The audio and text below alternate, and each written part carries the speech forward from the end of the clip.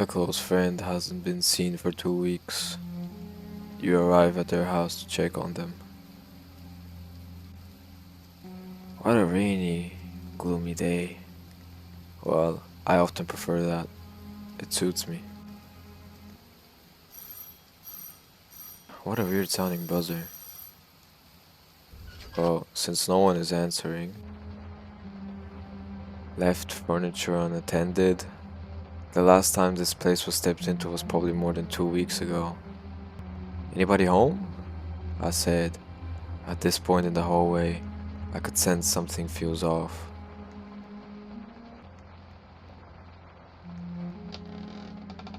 The stairs creak, announcing my presence.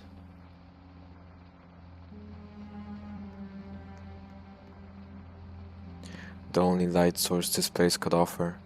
I hope that wasn't the last light he saw. These stars are just...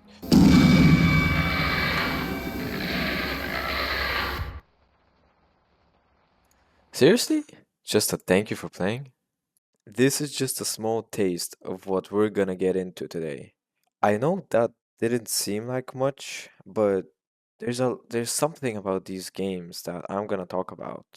Today, I decided to show the library of short horror games made by the Roblox player Zao, or by his display name Zhang. He made a couple of popular games, some appearing in YouTubers' content, but I've decided to make a little documentary on the horror aspect.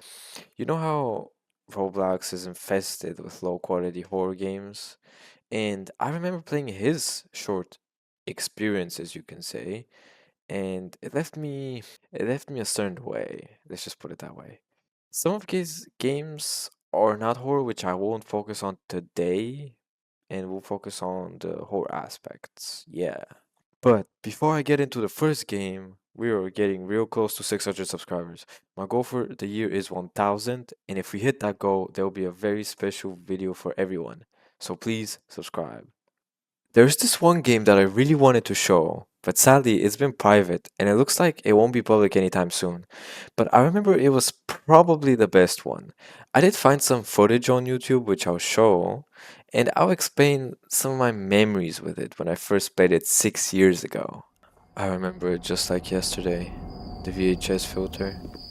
This was back when it wasn't overused. As you enter, you meet the worker. You ask for a ticket.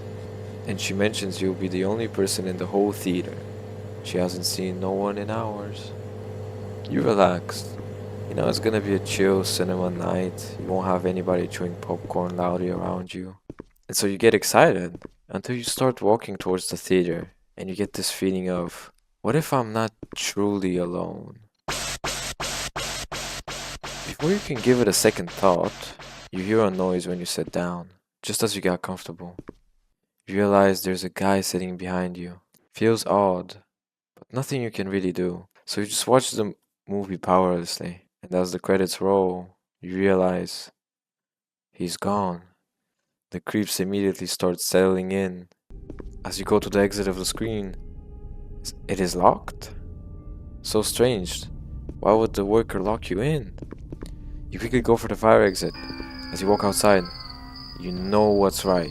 You need to tell the worker what's going on. As you go in there and try to tell her, she is obviously shocked and confused.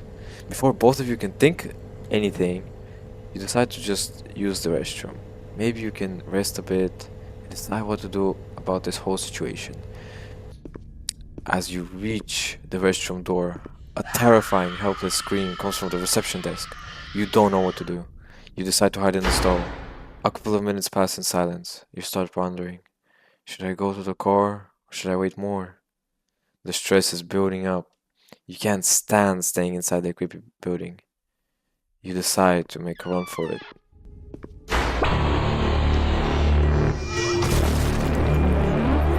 Well, that didn't work out. That is the thing about these little short games. It leaves you pondering, wanting more. They establish this connection almost. It's like, what happened to the worker? She could have been killed, but like, who even was the guy behind me? Was he the killer? Was he connected? Is it like what would have happened if I reached my car? I guess we'll never know. Alright, let's move on to another game, this time a bit smaller, and yeah.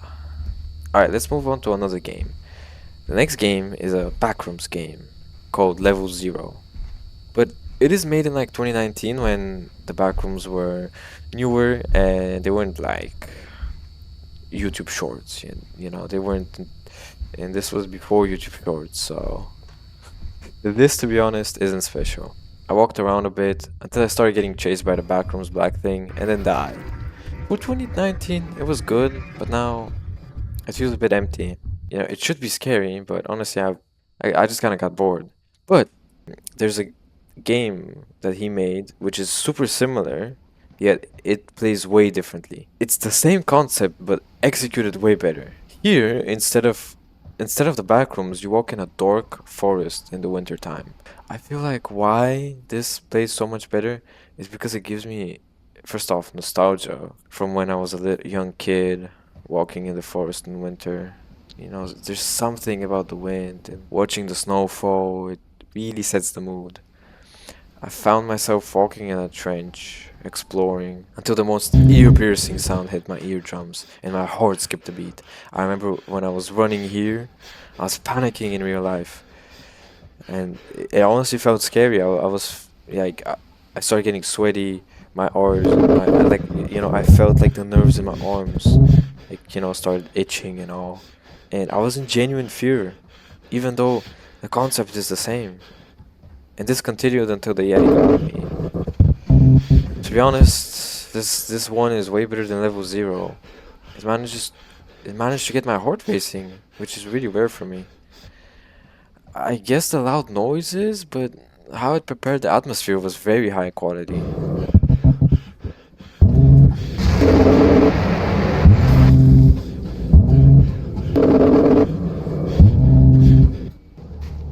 Now, that were good games from the list.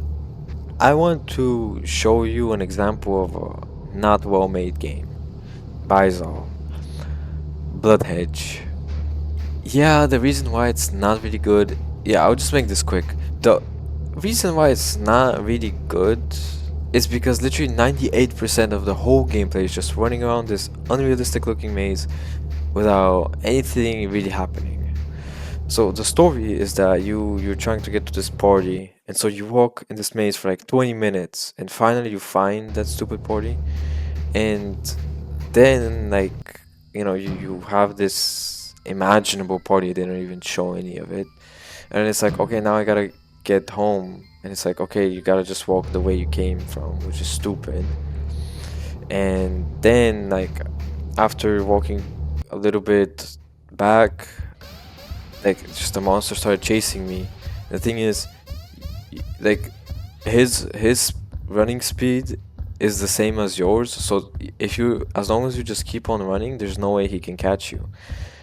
And he literally chased me until I got to the end, which took like another 20 minutes. Overall, it wasn't that good. It was probably a copy from another game, and I feel like it was just to get player hours, etc.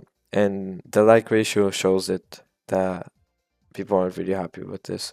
But just because there's one bad game from, a good selection doesn't mean anything bad. And, he could have been experimenting, you never know. Now, I decided to show you these couple of games because I feel like it shows how Roblox games have evolved through the years. 7 years ago, the missing and the cinema slasher felt really, really good and revolutionary for some reason. I remember when Roses got released, and it just felt like so shocking, and I was so excited for the future. Yet there's no game like it. It was the first and the last, which is just insane. I remember playing the Missing, thinking the graphics were really, really impressive. And now, the recent years, it just feels less quality. No disrespect to Zoe, I think his games are really good, and I can see he has changed direction. But I just found that interesting. That's my observation. Before I wrap up this video, I wanted to show a game I did not mention yet.